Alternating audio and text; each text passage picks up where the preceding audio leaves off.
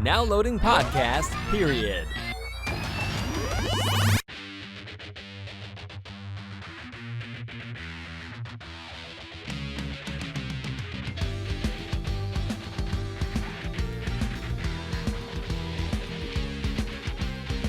Hello, everybody, and welcome to Podcast Period, the internet's stupidest podcast. My name is Ben, and with me today, as always, is my co-host David. On What's one up, of these guys? sides. We're finally back.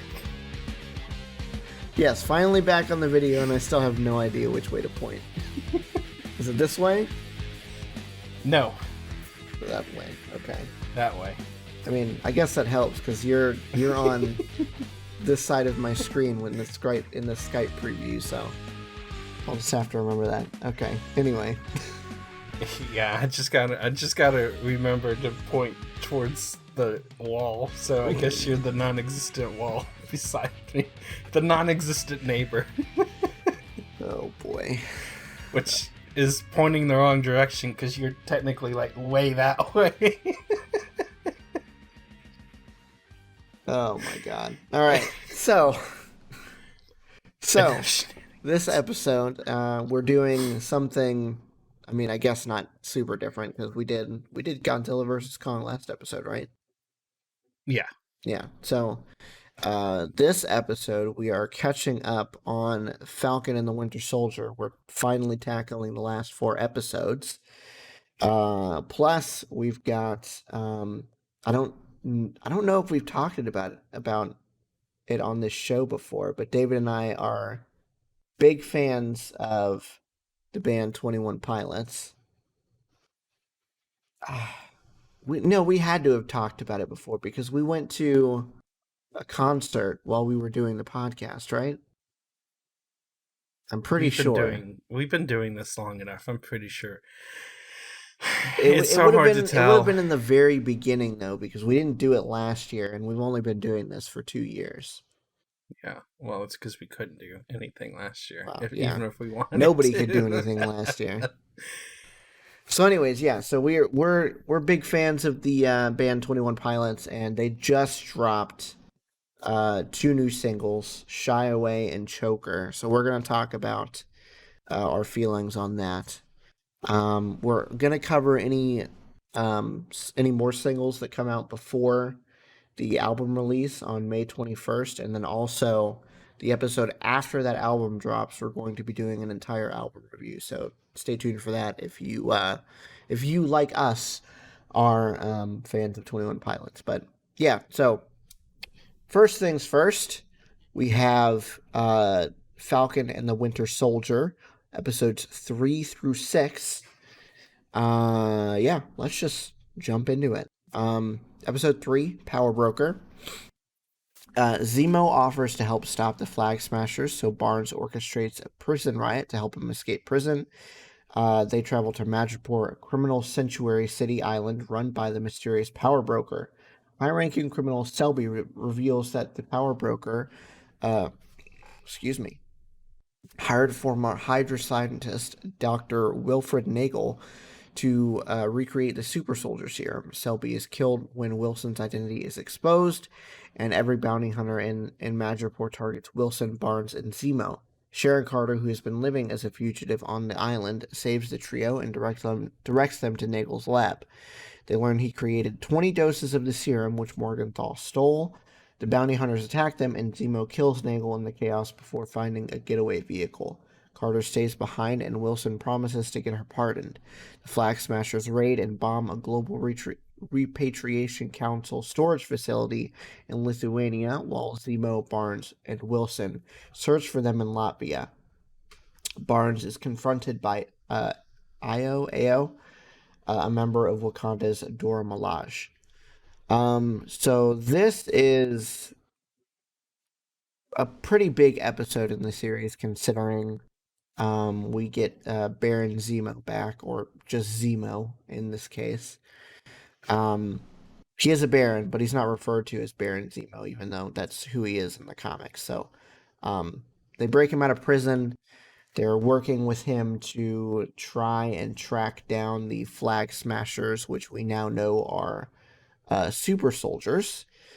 created from this formula that Nagel has created. Yeah, that's probably the biggest detail about this episode is that Zemo is kind of out and about now. And I find it really interesting that, especially as episodes go on, there are dozens and dozens of times where Zemo could have escaped, and there's a few times where it seems like he does, but he always like comes back for one reason or another.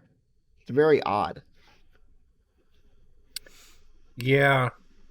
One of the things that I think he does that particularly for is just the reason of this might be his best chance of having the opportunity to ultimately finish his goal of eliminating super soldiers and or at least in this case the serum that creates them. Mm-hmm. Like teaming up with those two and sticking with them may lead to the best leads possible or opportunities possible to complete his goal. Yeah, I mean, Otherwise, he's got to do it clearly himself. with the ending that we get, we know that that's the case. Yeah, because he does get his. In the end, he completes his goal minus Bucky, but we'll get to that here eventually. I don't know if there's really much else to talk about that because I mean we know that we now know where the super soldiers came from.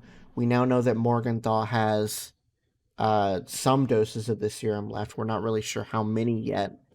And they bombed a GRC facility, so they're kind of just still after her. I don't think there's really anything crazy that happens until the next episode. not really, but it is also important that we are reintroduced to Carter. Yeah, Carter and the whole concept of the power broker and everything, which, if you haven't seen the show, are very much linked. Shame on you. There's spoilers ahead. We're not going to hold anything back. So let's move on to episode 4 then. The whole world is watching. Ao, or Io, I'm just going to call her Io, gives Barnes 8 hours to use Zemo before the Wakandans take him, as Zemo killed their king T'Chaka way back in, what was that Civil War? Civil War. Yeah, okay, so way back in Civil War, like God knows how many years ago. Zemo helps find Morgenthau at a funeral for her adopted mother, where Walker and Hoskins intercept them. Wilson speaks with Morgenthau alone and attempts to persuade her to end the violence, but an impatient Walker intervenes and a fight ensues. Zemo destroys most of the serum before he is apprehended by Walker, who secretly takes the last vial. Io and the Dora Milaje come for Zemo, but Walker refuses to hand him over. In the ensuing fight, the Dora Milaje humiliate Walker while Zemo escaped. Morgenthau threatens Sarah, forcing Wilson to meet with her in an attempt to persuade him to join her. Walker and Hoskins engage other members of the Flag Smashers, leading to another fight in which Morgenthau accidentally kills Hoskins. Enraged by his friend's death and having taken the serum, Walker uses the shield to kill one of the Flag Smashers in front of horrified bystanders who film his actions. So that last sentence is probably the biggest event in this entire series, at least up until this point. Yeah. We kind of figure before this that Walker takes the serum because like the synopsis says, he thoroughly gets his butt handed to him by the Dora Milaje. Like, it's not even a contest. I mean, Granted, they are highly trained warriors with weapons of vibranium, which his shield is also made out of, but he also doesn't have any physical advantages over them. And besides being a soldier with what does he have, like 3 medals of honor or 4 or something like that? Something like that. Yeah. Besides being an excellent soldier, he doesn't really have any like crazy training that would help him in this situation. So obviously he takes the serum, and then since Morgenthau kills his friend, he goes after another one of the Flag Smashers. I don't know. I don't know if Walker thinks at this point that the Flag Smasher that he killed is the one who killed Hoskins, or if he's just going after one of them because he knows Morgenthau did it. I didn't pick that up. I feel like he went after this person with the knowledge that it's not the one who killed Hoskins. Yeah, those kind of decisions kind of inform where this character goes for the next episode or two. Mm-hmm. So I think it's important to try and analyze where his mindset is at. But yeah, I think we talked about it a couple of episodes ago when we were going to do a discussion topic on these two episodes, but time didn't work out and David didn't have a chance to watch it. So I was kind of hyping the end of this episode up. So I know my reaction. I want to know your reaction to that final scene with Walker using the shield to kill somebody. It was brutal to watch, but it was also this is terrible to say, but it was like reassuring to know that my feelings towards this character were not ill-placed. They weren't unfounded. Exactly. Yeah. Like something was wrong. You and I both sensed it with the discussion of the first two episodes. We didn't like the character as Captain America. And it just didn't feel right. It didn't feel like Steve. Something was amiss.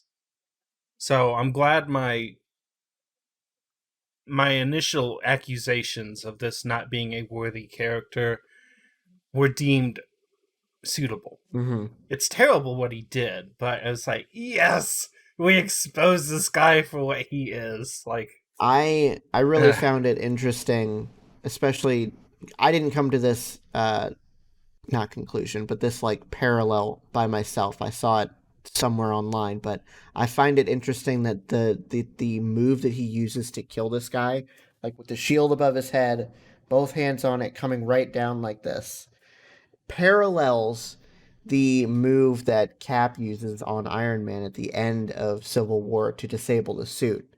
Cap doesn't do it with lethal intent. He does it to disable Tony so that the fight is over. Tony can't do anything anymore. But Walker uses it to basically cut this dude in half. Yeah. I mean, we don't see that because this is PG-13 Marvel.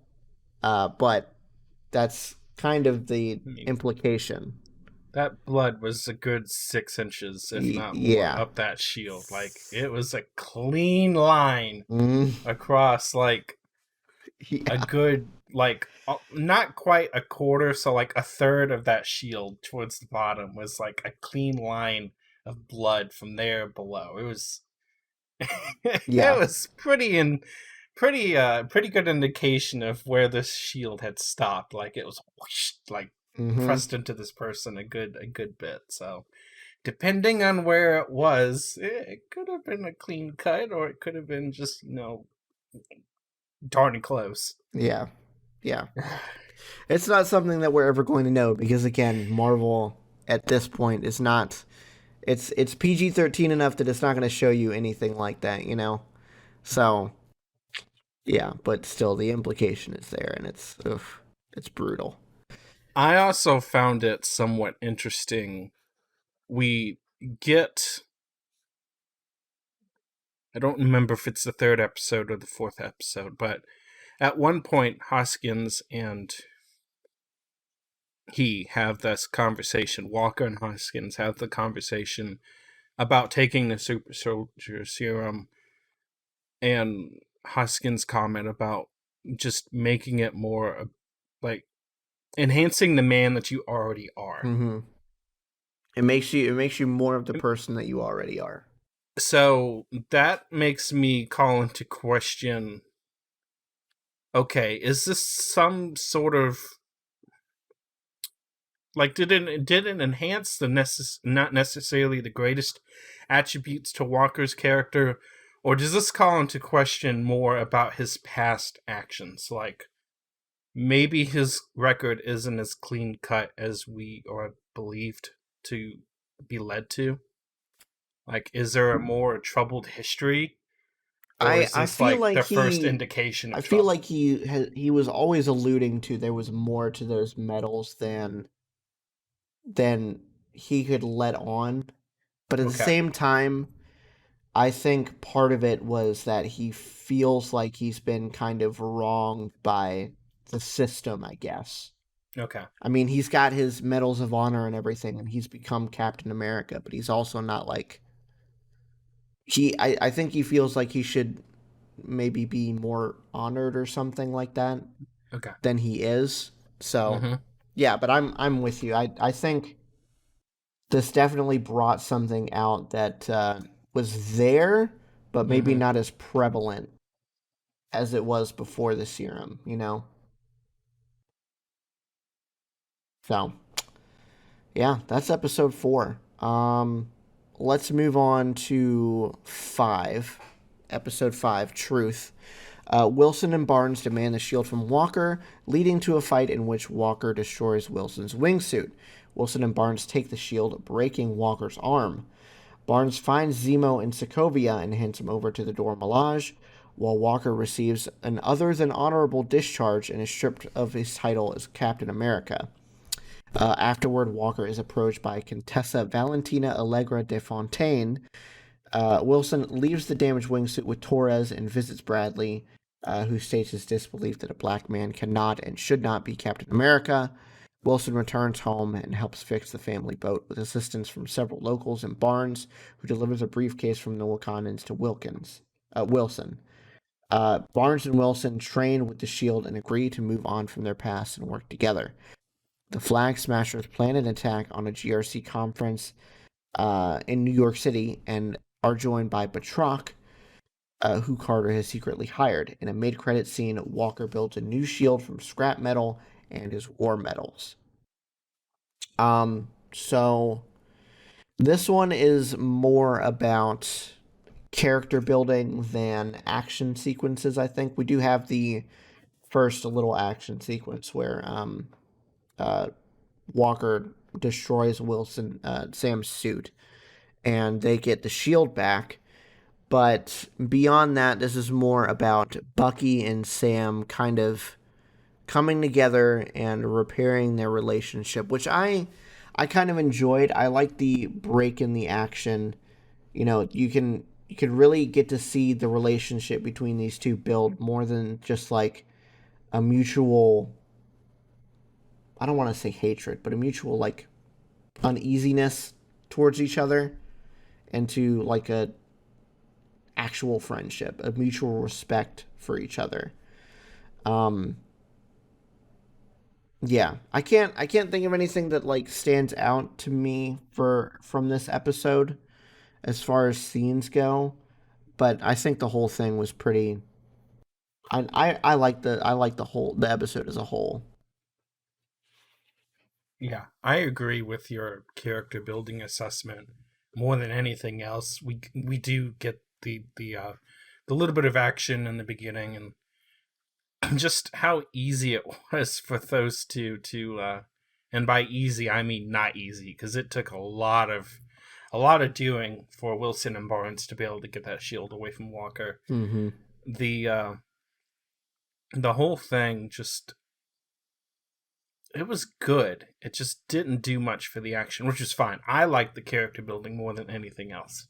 So that, seeing how the Wilson family has had a long tradition of helping those in need, finally getting some of that returned to their favor and things like that. That Mm-hmm. was nice, and we get a lot of setup for the final episode more than anything else, especially with that Yeah. little aspect at the end with the GRC meeting, and you can tell that something's about to go down. Mm-hmm. Well, the GRC So it was set up. meeting, Walker building his new shield, and Sam getting the briefcase from the Wakandans from Bucky. So yeah. Which you just knew contained something. Like, I don't know if I don't know if you could miss it or not. It seemed pretty obvious what it would be. Yeah. Like, No, what else would it be besides another wingsuit? when I saw it, I was like, yeah, that's got to be a new suit. I don't know what's going to be in it. Don't know what it's going to look like yet, but that's the new suit. It has to be. Exactly. Has to be. What else? Yeah. Let's move on to the season or maybe even series finale. I don't know if they've announced if there's going to be a second season yet, but either way, episode 6, One World, One People. Wearing a new Captain America uniform and flight suit from the Wakandans, Wilson flies to New York to stop the Flag Smashers' attack with the help of Barnes, Carter, and Walker. Carter accidentally reveals that she is the power broker to Batroc and kills him while Wilson attempts to reason with Morgenthau before Carter kills her as well. Wilson convinces the GRC to postpone the forced relocation of displaced people that Morgenthau died fighting for and instead make efforts to help them. The remaining serum-enhanced Flag Smashers are caught by Barnes and Walker and sent to the raft, but they are killed by Zemo's butler, Osnick, en route. DuFontaine gives Walker a new uniform and a new code name, U.S. Agent. Barnes makes amends with everyone he hurt or enabled as the Winter Soldier, while Wilson has a memorial dedicated to Bradley. Added to the Captain America Museum exhibit. In a mid-credit scene after receiving a full pardon, Carter rejoins the CIA and intends to use this access to sell government secrets and resources. So yeah, that's probably the biggest reveal that we get here right at the end, that Carter is the power broker and that she isn't necessarily going to use her new full pardon for the best of reasons. But I have to be honest, I can't necessarily blame her with, how the government treated her after everything in Civil War,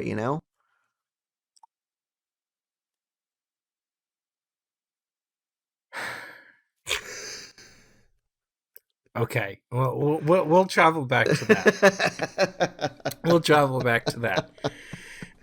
So we get this massive standoff between everybody. Mm-hmm. I mean, we've got Walker versus Morgenthau. We've got Morgenthau versus Carter. We've got Wilson trying to do everything he can to save as many different people as possible, whether it be using, I forget, what is it, Scout? The little winged assistant on his... I can't remember. Is it Red? I think it's Red. It might be Red. But anyways, the little winged assistant that is part of his wings, using some sort of AI technology, probably something related to something Stark has made. Not entirely sure, doesn't really matter.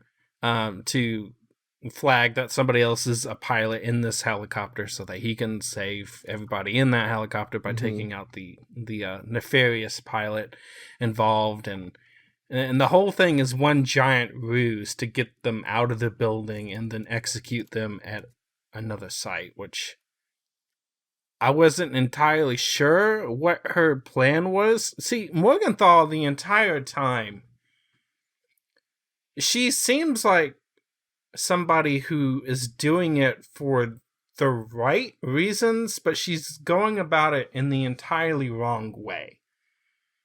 Using violence when it's not necessary, and just she's got good reasoning at heart, but she does some stupid decision making along the way. Yeah. This is one of those things where it somewhat muddies her motives. Like, did you have to carry out this plan the way that you did? Like, maybe sometimes Carly isn't as well understood antagonist as she could be. Zemo, the entire time, his intentions are clear. Yeah. I don't know. Walker is not stable, but yeah, his intentions are clear. He wants to be Captain America. Her intentions are sometimes, I don't know, not very well received to me. Maybe. I don't know. I'm of the opinion of that. I mean, I agree with you that her methods aren't necessarily the best, obviously. Uh-huh. But at the same time, you have to think, like, how else is somebody that the entire world government is completely willing to ignore supposed to get her message across? Which is why it's like, okay, I get it. And you're right. How else is she supposed to get her message across? If she goes about it in the standard peaceful activist way, it's just going to get ignored. Like, who cares? So a little bit of attention getting is required in this case. And okay, fine. But I don't know. Sometimes she just makes those split decisions. It's like, no, that wasn't necessary. Like, you could have done that in a cleaner, less harmful way. Yeah. Some of the scenes in that. Well, you also have episode. to remember in these last like couple of episodes too. I mean, we talked about the effects on Walker having killed somebody, but yeah, this was also one of her friends that he killed. So there's probably something personal in that too. You know, you're not always going to think the most rationally when it comes to a personal vendetta. No. And it also could be, you know, just sometimes I don't think that serum necessarily has the best outcome on people. Yeah. Like, clearly Steve was like 1 in a million in the attributes that it gave him. Yeah. His character was untouched. Whereas everybody else seems to be not so clean cut. But anyways, getting back to Carter, I guess. I knew something was up in Madripoor. That whole scene where Shelby gets shot, Carter just happens to show up magically out of nowhere. Mm-hmm. Then we got a little later on in Madripoor again, running around all these containers. She's somehow alive in all this and like knows everything. Like, that's Carter doing her job. She's supposed to know when and where things are coming from. That's what she was trained to do by the US government. So at first it seems a little unsuspicious, but at some point you start getting tipped off, okay, what is going on with her? And then we see that she's got these dealings with like the stolen artwork and whatnot, and she's undertaken this criminal underworld a little bit, but you also have to understand she kind of had to. I mean, she got blacklisted by the US government. Yep. And completely trashed after the events of Civil War. So, what is she supposed to do? It was a good use of her skills. Mm-hmm. But the whole power broker thing, I don't know how I feel about it. It felt like a betrayal to me. Like, that's not necessarily the road I wanted her to see her go down. I get it. I understand it. Yeah, I'm with you on that. I can understand that. Yeah. I want to point out the Isaiah Bradley museum exhibit thing. That was a touching part of the episode. I really liked seeing Sam being able to take Isaiah into this museum exhibit and being able to show not only like he's got his own little corner of the exhibit dedicated to him, he's got a full blown freaking statue of him in the middle of it. Yeah. That was really touching. That's something that they're doing a really good job in this series, throughout the series, of calling out some of the negative oppressions of the past, specifically over minorities, and in this case, African Americans. Just, they did a good job of calling it out. Yeah, yeah. So it was nice to see that. That was a touching moment. It's like, oh my God, we understand where he's coming from. We can understand his his motive or his belief that maybe a black man can't and shouldn't be Captain America, because what self-respecting black man would want to be? Like, this is a country that has done nothing really to help their kind in any sort of way, and has done everything it can to keep them in the shadows. Exactly. Yeah. So, like, supporting and upholding that system could be very difficult. I get. So, I mean, I understand where he's coming from. It felt a little disheartening to hear him say that, even still. But there at the end, you could see, like, in his eyes, like, okay, yeah, I get it now. Like, that was his way of, like, acknowledging, like, Sam's willingness to do this and the good that can come about from it. So it's not all bad news. Thank goodness. Well, with the introduction of Isaiah Bradley, we also have the potential. I think there was another character that they introduced that may have been in, like, may become part of the Young Avengers, but supposedly, and I don't know if this is where they're going to go with this, but they did introduce Isaiah Bradley's grandson, Elijah, who I can't remember how, but for whatever reason, he needs a blood transfusion, and he gets one from Isaiah, and he gets the super soldier, like, powers from the blood transfusion, and becomes a superhero called Patriot. Cool. So, is that comics? Yes. So it may end up in the MCU at some point, possibly. Yeah, I think I'm like 95% sure that there's another character that they've already introduced that's supposed to be part of the Young Avengers 2. I just can't remember for the life of me who it was or is, but whatever.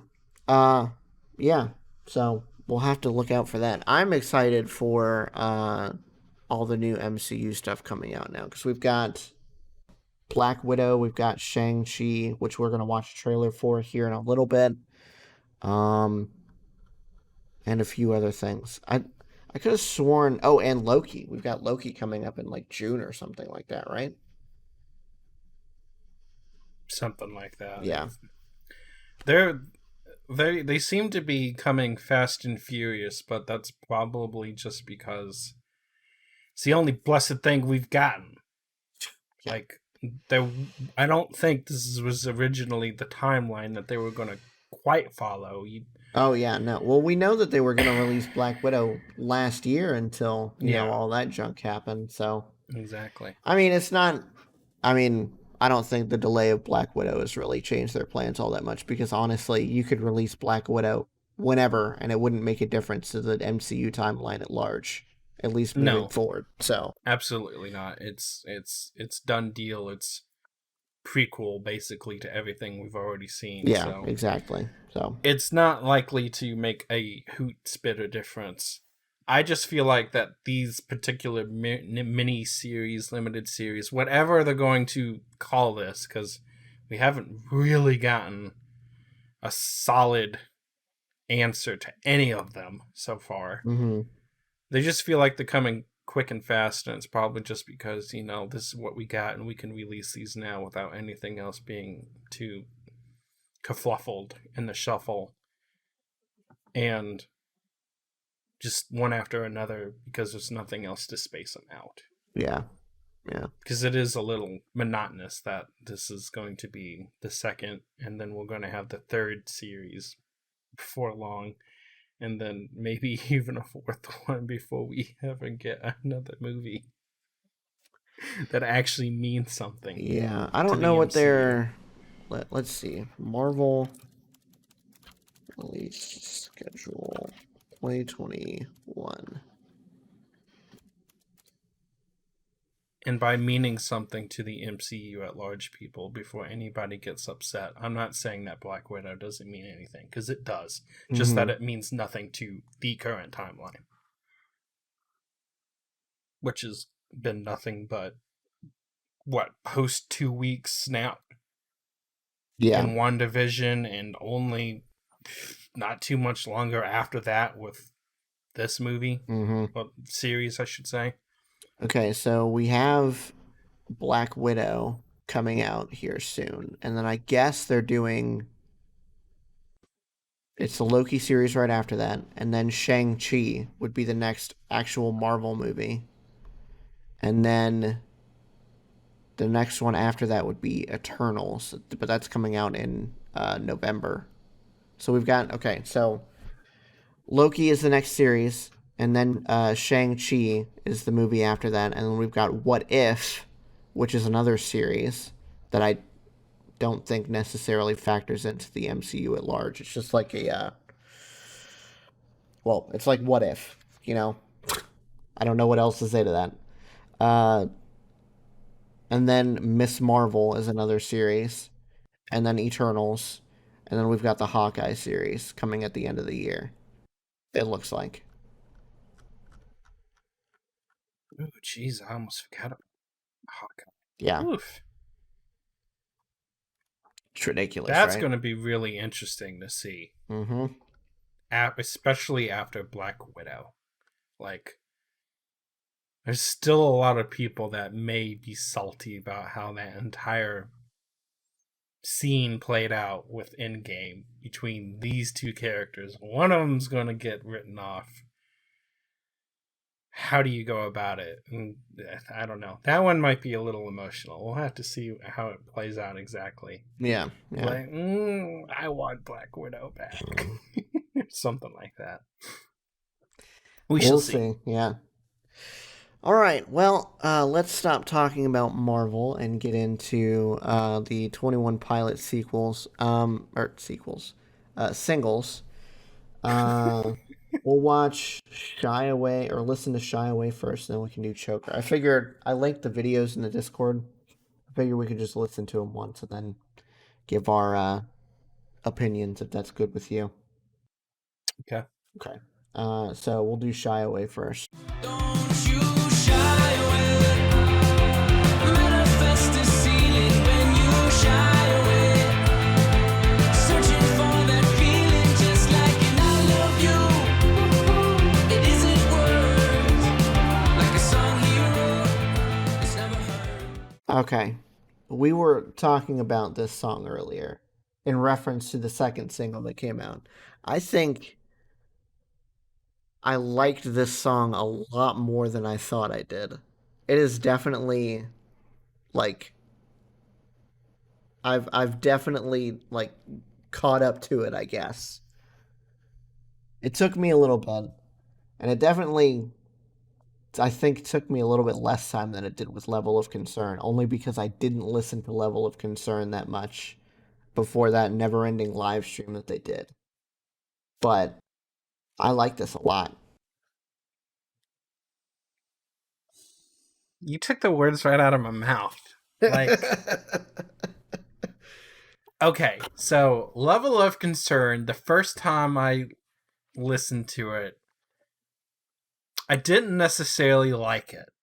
Yeah. And I got your opinion on it, and your opinion reinforced my opinion, so I kind of shut myself out of it and refused to even try it. And then they did that blessed never-ending live stream, which I caught, I think, the next day. Like, it was all over YouTube. Mm-hmm. So I start getting into it again. And within, like, the second listen, I was like, I gotta tell Ben to give this a chance.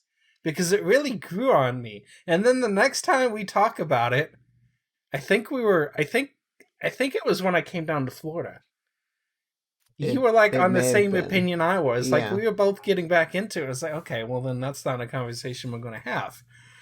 So then we start with Shy Away again. And we've kind of had the same overlapping opinion this entire time.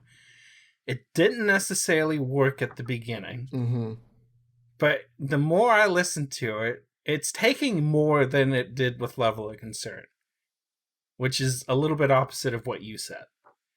But I'm like into it. I think okay, so I think it took me less listens to the song for Level of Concern, but as far as the actual time between Okay. my first listen to the listen now, where I can definitively say I like this song.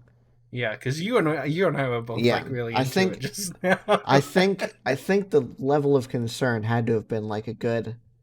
God, I don't know how long it was between when they It was released the months. song. Yeah, it was a good month or two, I think, between when they released the song and then when they did that never-ending music video for it. So, but yeah, I really enjoyed the song. I'm thinking, see, part of me wants to reserve judgment on Choker now, because maybe it's going to be one of those things where I don't understand it now, but one or two listens down the line, maybe even a little bit more than that. How Who many knows? times have you listened to this? Choker, I only listened to it once this morning. I didn't get a chance to listen to it anymore. Oh, see, I've listened to it a couple of times, and Yeah? my opinion on that's changed already, too. Okay. We might have a differing opinion now. We'll have to. We'll have to see. Yeah, when we get a chance to talk about if there's more singles that come out before the album drops, we'll come back to I don't think we're gonna need to come back to Shy Away, but maybe we'll have to come back to Choker and reevaluate at least my opinion on it. You know what really helped me, and I'm hoping it helps you too? Hmm. The music video. I don't know why. I was 'Cause I watching the music listened- video the first time, but I think maybe I was paying more attention to the video than I was the song. So Okay, maybe. Because I'll I have listened to- to the straight up song uh a couple of times, then got the video for it, just because I finally caught back up on YouTube a little bit this week, because Mhm. I haven't been watching it.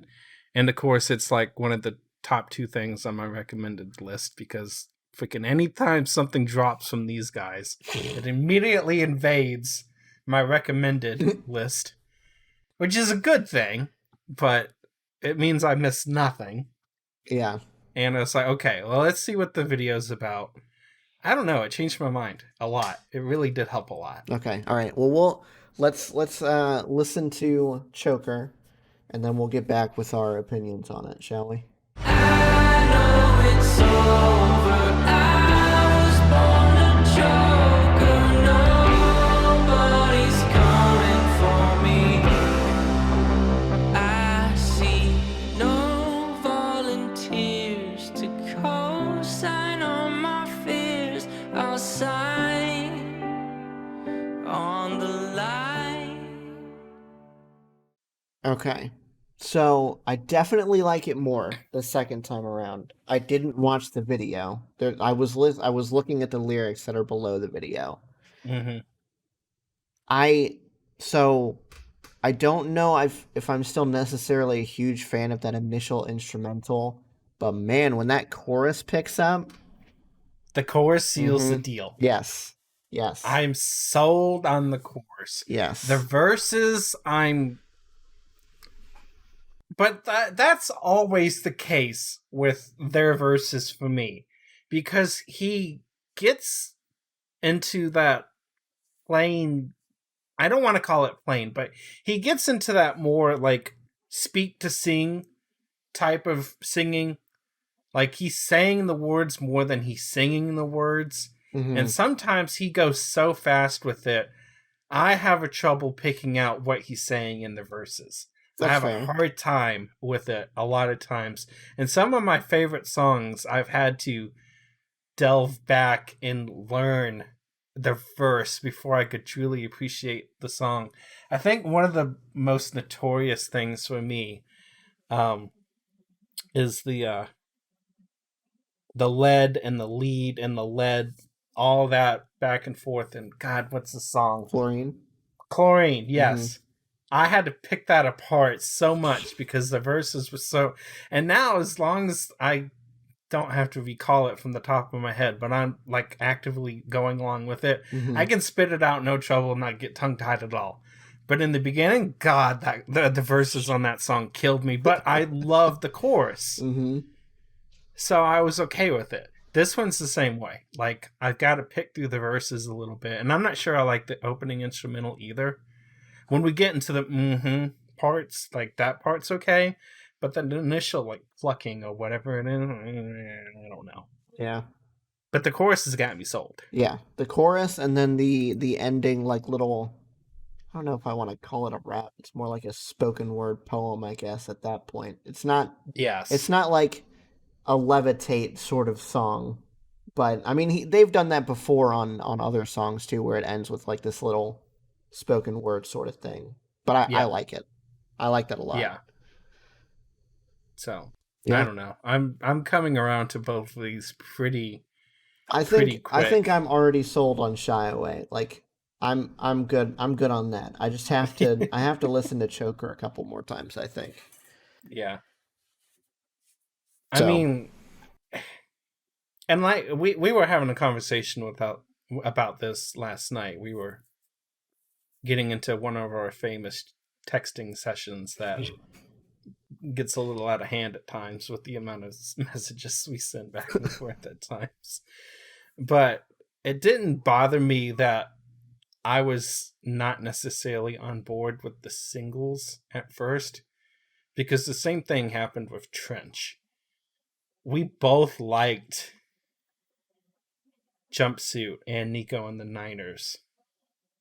One of them a little bit more than the other for both of us. I think I was more into Jumpsuit at first, and you were more into Nico. Mm-hmm. But then, Chlorine dropped, and like I think even Smithereens for me, and Cut My Lip definitely. And there's other songs in that were definitely a lot higher up than the initial two singles that dropped. Yeah. So it doesn't concern me at all. Like, I was a little upset. I was like, oh God, what's this album gonna be? Like, is this gonna be the first one I don't like?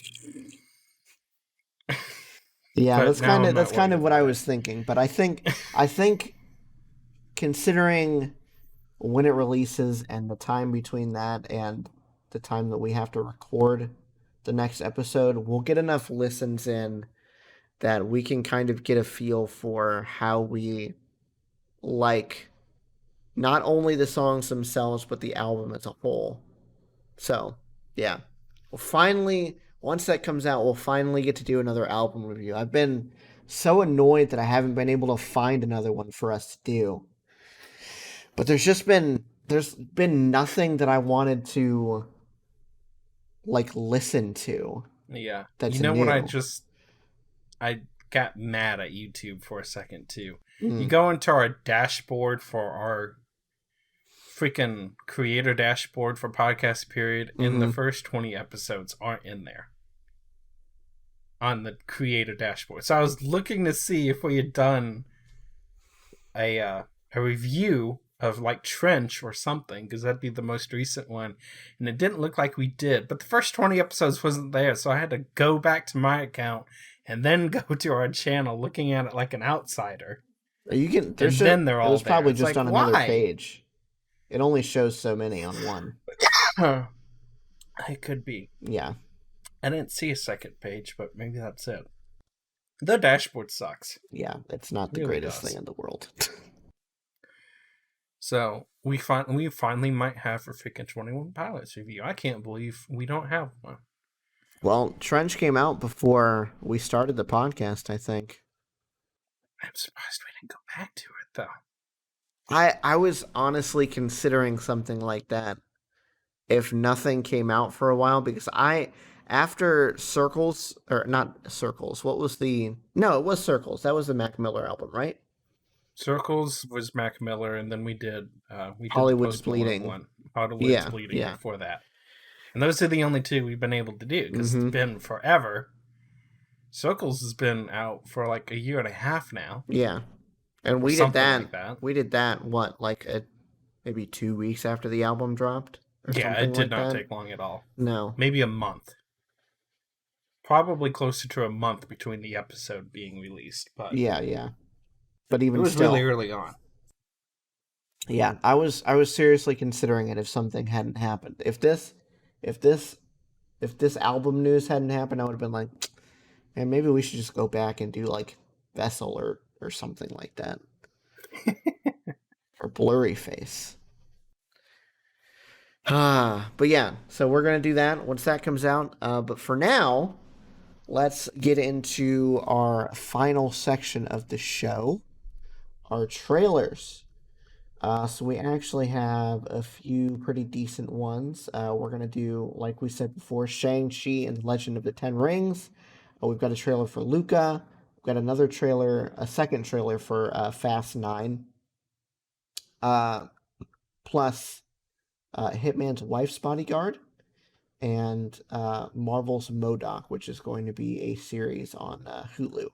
So, yeah. First things first, though. Hitman's Wife's Bodyguard. He has had a tremendous year. Michael Price is the bodyguard of the year.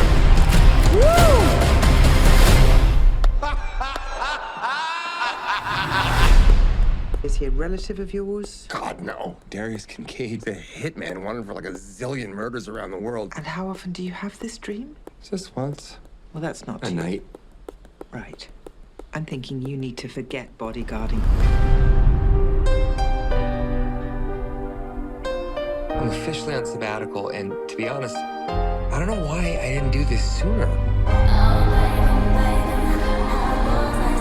As if the world's been waiting for me to make this change. For the first time, I'm starting to imagine a life without bodyguarding. This really feels like a new beginning.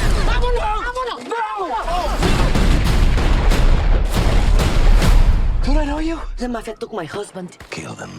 We have to go get him. No. I'm not getting involved in this. I'm under strict psychological orders. I promised my therapist no bodyguard. That means no guns, no killing, and no blood. What is he doing here? Are you using pepper spray? I'm on sabbatical. Oh, God. I don't think I knew this before, but that's what I needed. A freaking Ryan Reynolds and Samuel L. Jackson film. Holy hell. Oh my god. Any child would be lucky to have you as its host. That's too good. That was amazing. Oh my god. Okay. Well, I think we can both say that we would definitely go see this in the theaters. Yep, 100%. Yes. We're gonna have to find the first one and watch that Yeah. sometime. That looks, oh man, that was funny. Excuse me. Oh my goodness. Are they both in the first one?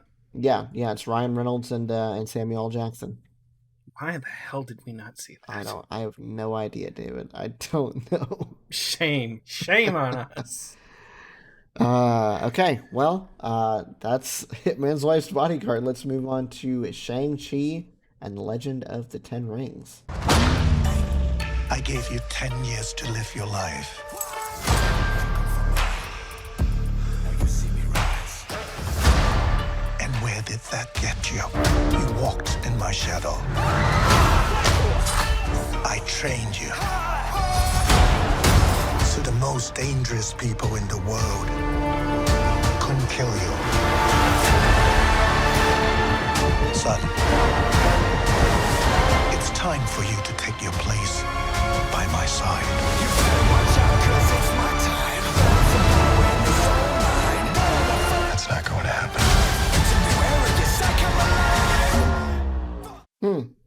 Okay. All right. I think I can safely say I would go see that. I mean, it's a Marvel movie. That's kind of a given at this point. But considering the trailer, I like it. Yeah, there's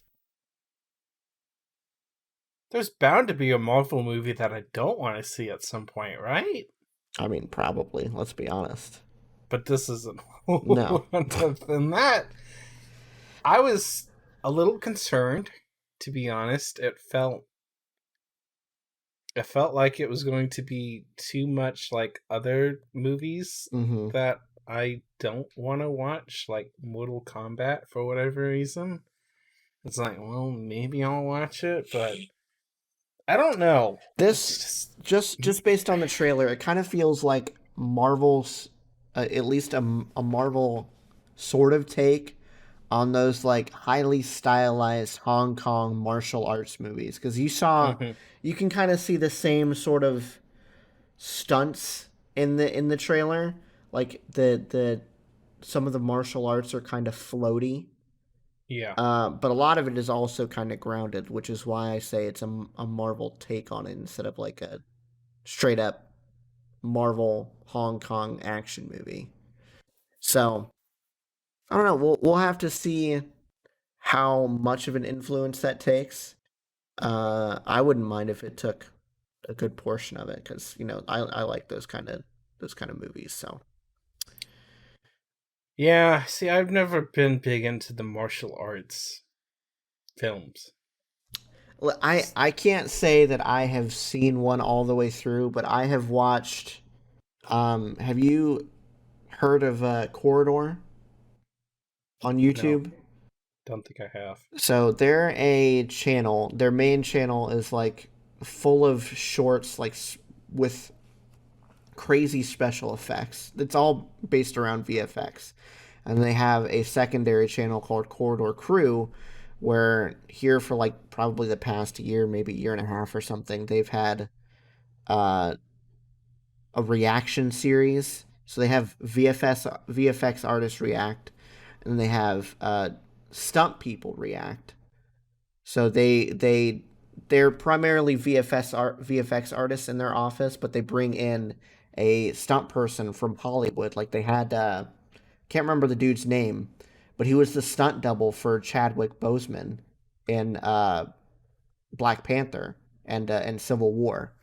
So they have them come in and they break down not only movies that they've been in, but also other like famous movie scenes. And a lot of times they bring in like those Hong Kong floaty action bits. They're kind of cool. They're really, really interesting to watch, and especially to be seen broken down. So that's why I'm excited for that kind of part of this movie. Okay, yeah, I can see that.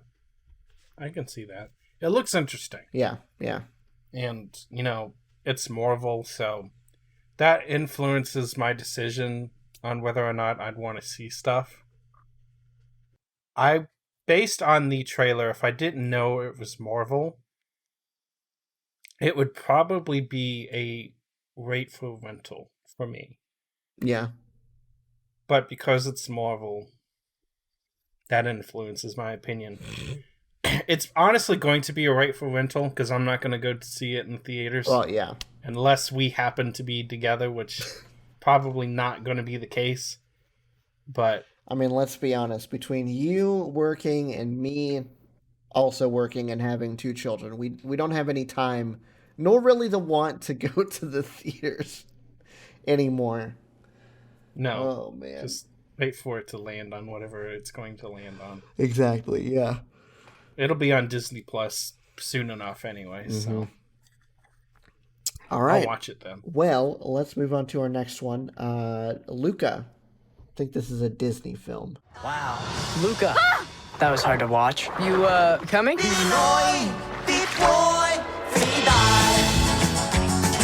We do not go anywhere near the surface. Got it? Everything good is above the surface. Walking. Air! The sky, clouds, the sun. Whoa, don't look at it. Just kidding. Definitely look at it. Have you ever gone to the human town? Yeah.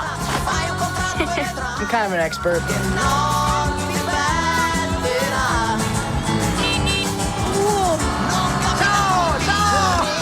Hey, little hats!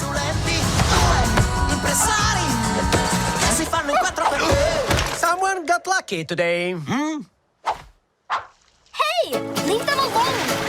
Hop on. Go start a club for losers. My name is Julia Macavaldo. We underdogs have to look out for each other. What's under the dogs? This is was my dad.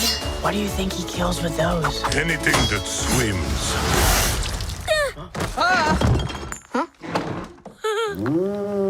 I hate to say it. So let me preface this with the trailer looks good. I feel so bad for Pixar because it seems like all of their movies lately have just been shoved on Disney Plus. I think Marvel and Star Wars have kind of eaten Pixar alive a little bit.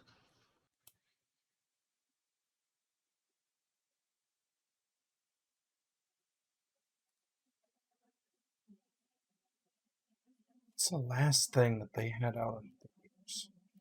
Probably Toy Story 4. Coco. Coco in theaters? Coco is in theaters. What's after Coco? Goodness gracious. Oh, gosh. I'm failing as a Pixar enthusiast. I forget what's after Coco. Let's see. What's their lineup looking like?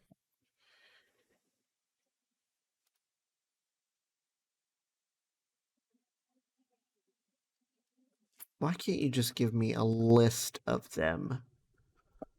You stupid. Okay, hold on.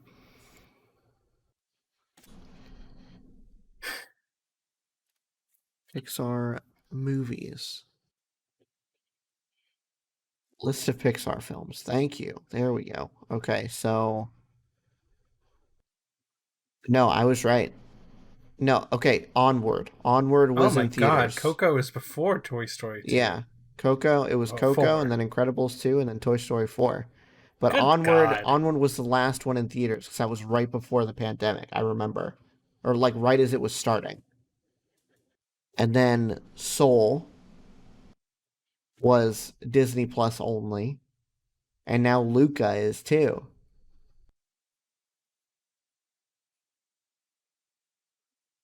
Onward, I'm pretty sure, I don't think it was Disney Premier Access, but it did come onto Disney Plus pretty soon after it debuted in theaters. Yeah, because it got a release date of March 6th. It's probably because,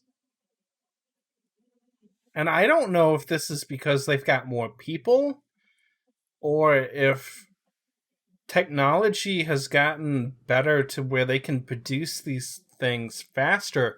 They went from, years between Toy Story and then Bug's Life. It was like 3 years. 3 years in between Toy Story and Bug's Life.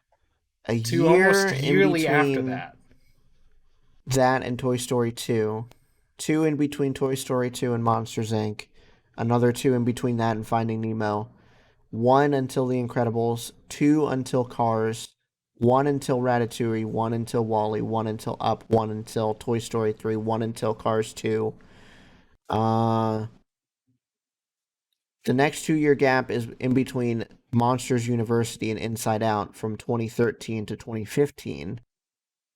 And then they had Good Dinosaur come out that same year. And then it was a year until Finding Dory. They've basically been putting out a movie every year from like 2006 onward. With the exception of between Monsters University and Inside Out. There was no movie in 2014. And then they've done Onward, Soul, and Luca. Onward and Soul were both released in 2020, and then this will be released in June of this year. Luca will. 14 months. Mm-hmm. So they've done yearly releases basically until the last 3, which has been within like a 14-month time frame. Basically. So are they just getting rushed? Did something change? I don't know. Let's be honest. Pixar is probably big enough at this point to have multiple animation and production units within the one studio. Yeah. Because, Onward was fine. I really enjoyed Soul, though. Soul was, not only did it look good, but the story was really good, too.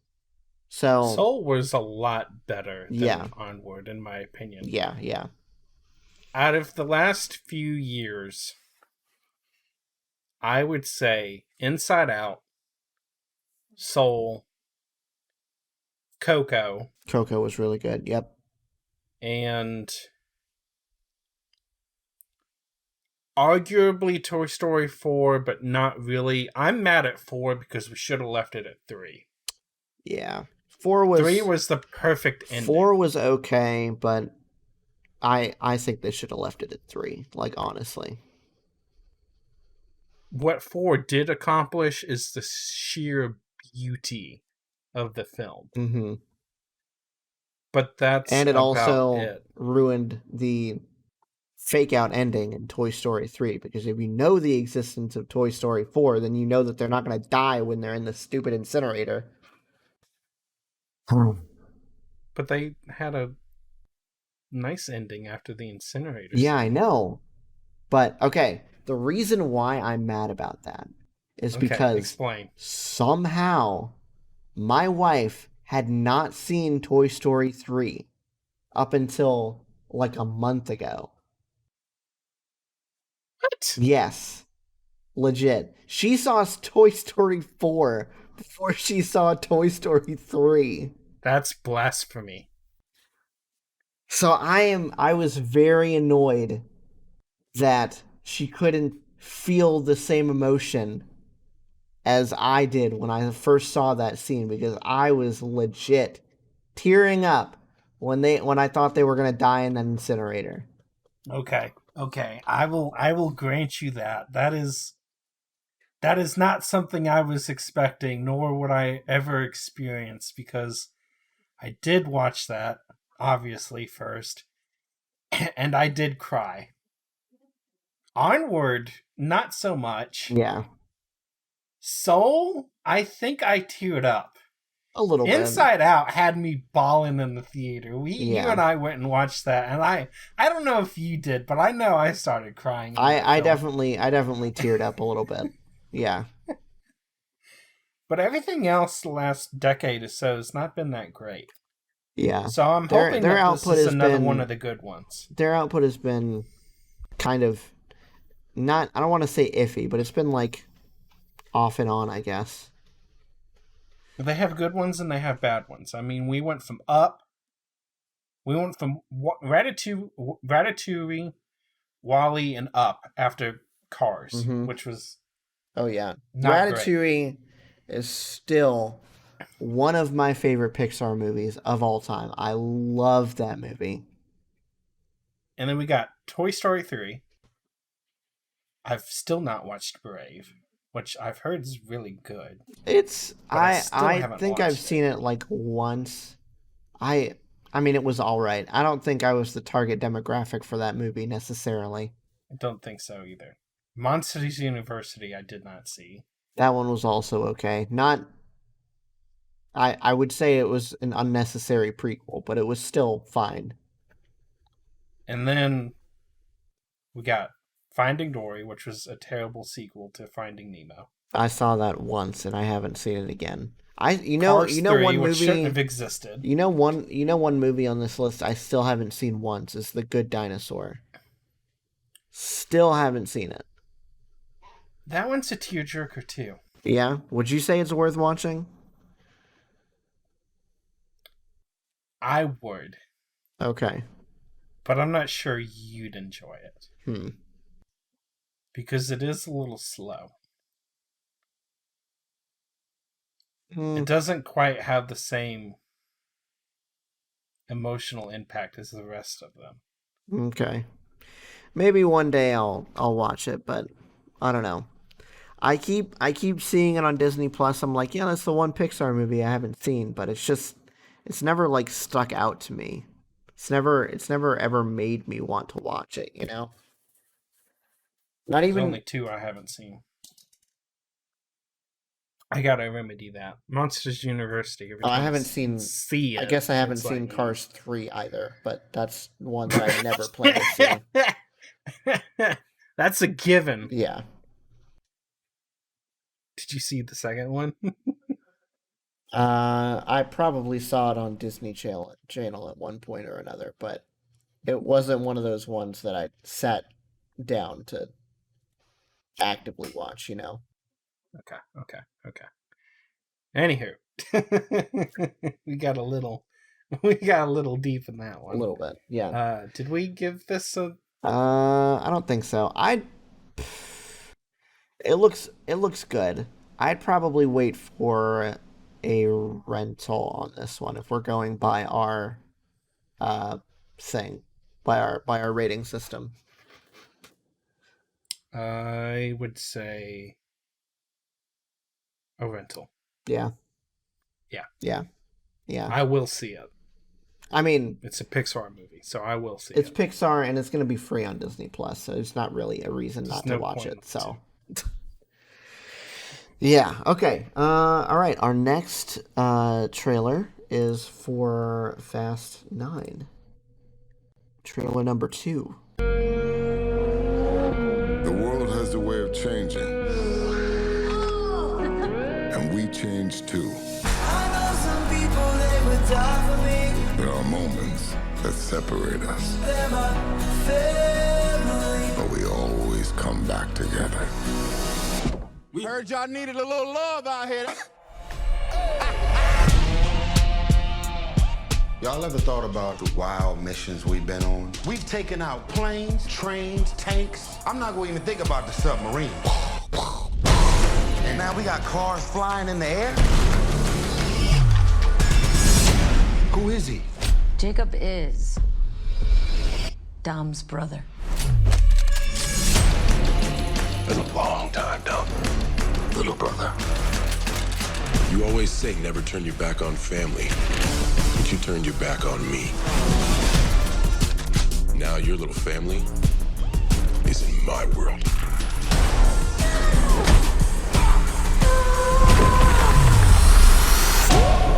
Are you ready? Whatever's on you, is you ready? It's on us. Are you ready? He's got his own private army. We need help. Bring what you got. Bring what you got.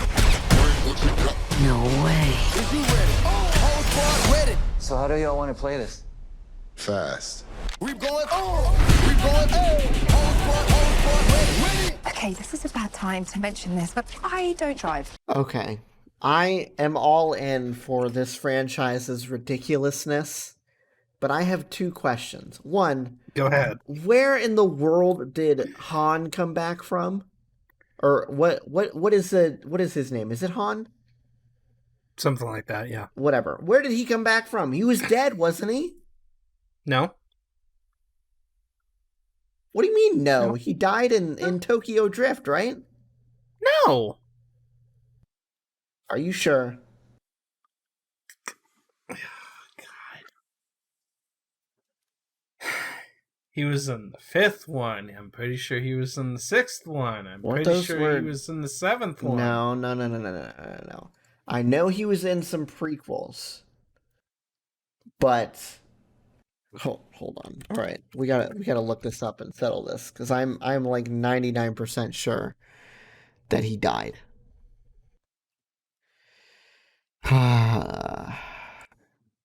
F9. That is such a dumb name. I keep calling it Fast 9 too. Well, they keep freaking changing what they want to call it, so you can't complain. Okay, so he was in Fast and Furious 6, 5 and 6. And Fast and Furious? Wait, hold on. Didn't the original Fast and Furious come out in like 2001? Something like that, yeah. So he was in Tokyo Drift. Okay. Oh, that's right. The Fast and the Furious, and then there was Fast and Furious. This franchise is like got some hot garbage names. Like, for real. It really does. You're not wrong. Are you satisfied now? No, I'm still looking up whether or not he died. So, okay, Too Fast, Too Furious, and then Tokyo Drift was the first one that he was in. Let's see. Tokyo Drift.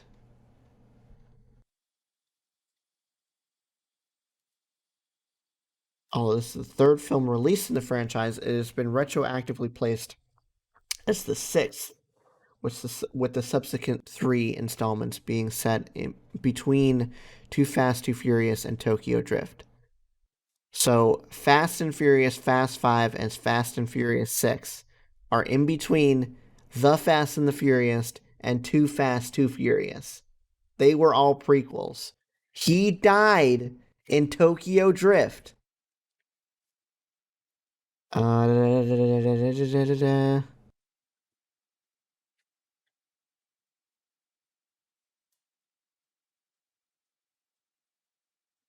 Okay, hold on.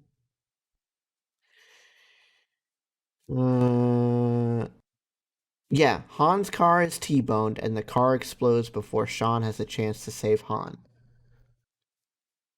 That was in Tokyo Drift. So, continuity-wise, he was dead. Where did he come from? I never watched Tokyo Drift. Really? That's probably why. Did you stay away from it for some reason? Yeah, I didn't get back into him until the 4th one. Okay. I skipped the second and the third. You bought that entire box set. That's the only reason why I've watched all of them. And I still haven't watched them. Oh my god. They're in that box set, and I'd skipped those 2. I went back to 4. Oh, and you then skipped 5 and then you 6. skipped Too Fast, Too Furious, and Tokyo Drift. And Tokyo Drift. Huh. Okay. I'll watch them. I need to. Clearly now. Okay, so that's my what? first They're calling question. the 5th, the 6th, and the 5th and the 6th as prequels? The 4th, the 5th, and the 6th. Yep. So Fast and BS Furious, is that? Fast 5, and whatever the 6th movie is called are all prequels.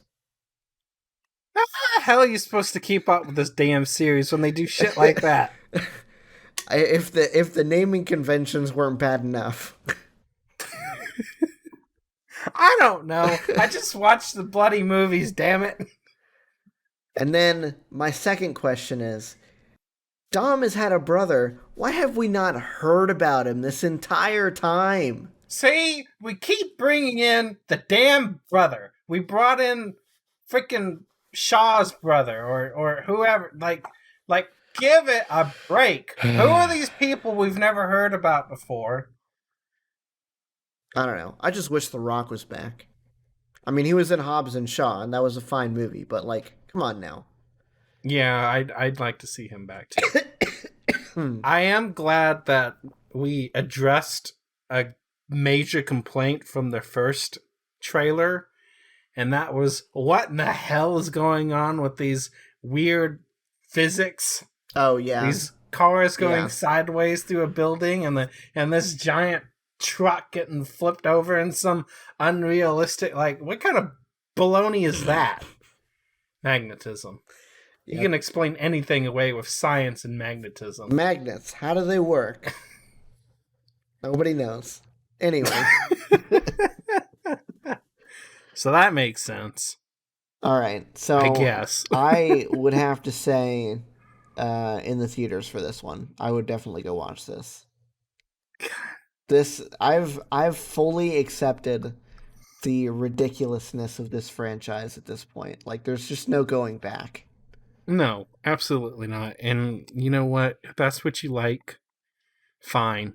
I am because glad I've that, accepted it too. As opposed to the first trailer for this movie, they didn't say family 8 billion times in a row. Because that was annoying. Just a little bit. Oh, man. Okay. So we'd see that in the theaters. Our final trailer is for Marvel's MODOK, a TV show on Hulu, I believe. They called me Big Head. One day, that big, beautiful, womb-wrecking head of yours is going to change the world. Time to change the world by bringing it to its knees. Attack! The future is MODOK! MODOK! And do you know what MODOK stands for? Mental organism designed only for killing. For killing. Where does he go at night? Nobody knows.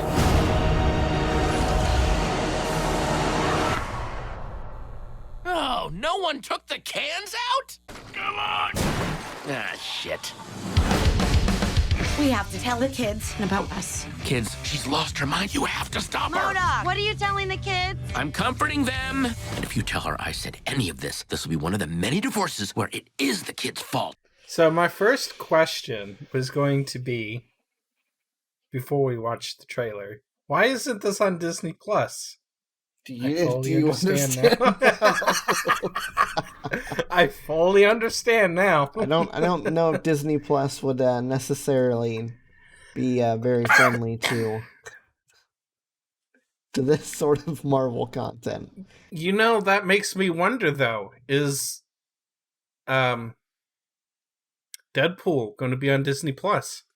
I don't think so. I mean, Hulu is mostly owned by Disney at this point anyway, so... Yeah. So it's not a big surprise. No. I'm pretty Was sure... it 2/3? It's 2/3 now, isn't it? Something like that, yeah. Because it was a third Disney, a third Fox, and a third somebody else. And since Disney got Fox, now it's 2/3 Disney? If I remember how the corporate structure went. Yeah. So Hulu has both Deadpools. Deadpool 1 and 2. So, there you go. Deadpool's not on Disney Plus, is it? I haven't looked. I'm sure it's not. No.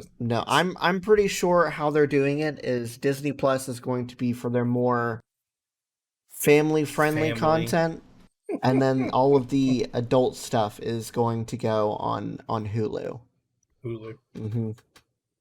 That's fair. I'm not complaining. I got both, so. Yeah, same.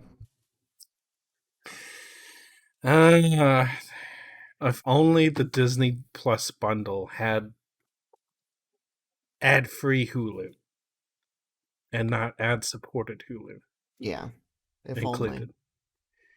Because then I'd be happy. Well, got some bad news for you there, brother. I can't deal with ads anymore. I can't. I don't. No. I don't do it on YouTube. The YouTube is the only thing that I leave ads on for, but that's because I know people get paid because of the ads. I mean, I pay for a subscription to Hulu, so I don't get ads on there because of that. Well, you got Spotify, so... Yeah. I did YouTube because it's YouTube Premium, giving me no ads. And YouTube Premium's actually better for the content providers than ad-supported. Yeah. So, it actually I know that's more. the case, but it's just like, it's one of those things where I don't need another subscription. You don't need another subscription. Which is why I canceled Netflix in favor for HBO Max. I mean, it's cheaper, at least in my case, by like $3. Uh-huh. Plus, it had movies on it that I wanted to watch. Netflix hasn't come out with anything that I've wanted to watch in a long time. I know. We were both getting disappointed with it. So, it makes sense. I would see this. This is... Yeah. This looks a lot like the humor of Archer. Yeah, which it I does. really liked. Mm-hmm. I still haven't seen Archer all the way through. I've seen the first couple of seasons. To keep watching it. It's so funny. I fell out of it, and now it's been so long, it's going to be a chore to get back into, and it's like... maybe when they're done making it. It's one of those shows where if you stop watching it, you're just going to have to start over again. Yep. Which is why I refuse to go back to anything old Law and Order SVU.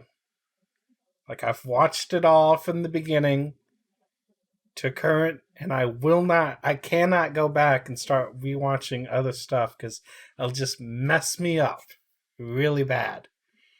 Because that's just a show that's too big at this point to watch from its beginning. That's disgusting. 20-something seasons is too damn much. Especially when they're like 40-minute plus episodes. It's ridiculous. Ridiculous. Yeah, so I think we're both of the same mind. We're probably going to watch this when it comes out. We may, I don't know, it depends on when it comes out. Because if it's coming out when Loki's coming out, we're probably not going to cover both of them on the show. Not at the same time. Yeah, so, although if they drop it all at once, what we might be able to do is just wait until Loki's done, and then we can make a big episode out of this. We'll see. We'll see how it all pans out. Who knows? We might not even like the series, so this is just a trailer. That's happened before. Yeah, it has. That's happened before. All right. Well, I think that's where we're going to leave this episode, guys. Thank you so much for watching and or listening, wherever you happen to be consuming this podcast at. Be sure to leave a rating on whatever podcasting platform you happen to be listening on. If you're on YouTube, be sure to give it a like and subscribe to make sure that you don't miss any future episodes. And, yeah, we'll see you guys next time for I think a regular one. I don't think we're doing anything special next time, so... No. Yeah. We caught up enough on this one. We're giving you more than an episode's worth on this one for sure. We skipped a week in there, so. Yeah. All right. Well, yeah. See you guys next time.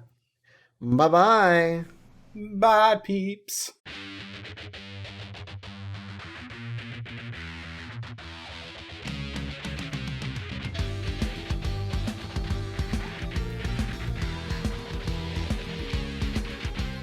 Thanks for listening to this episode of Podcast Period. This episode was hosted and produced by Ben, co-hosted and edited by David. You can contact Ben on Twitter at BenPlaysVidges. That's Ben Plays, VIDYAS. And you can contact David on Twitter at Car6by16. If you'd like to chat with us about any of the topics on this episode, you can hit the show up at Podcast Period on Twitter, or shoot us an email at podcastperiodpodcast@gmail.com. That's all for this episode. We'll see you next time.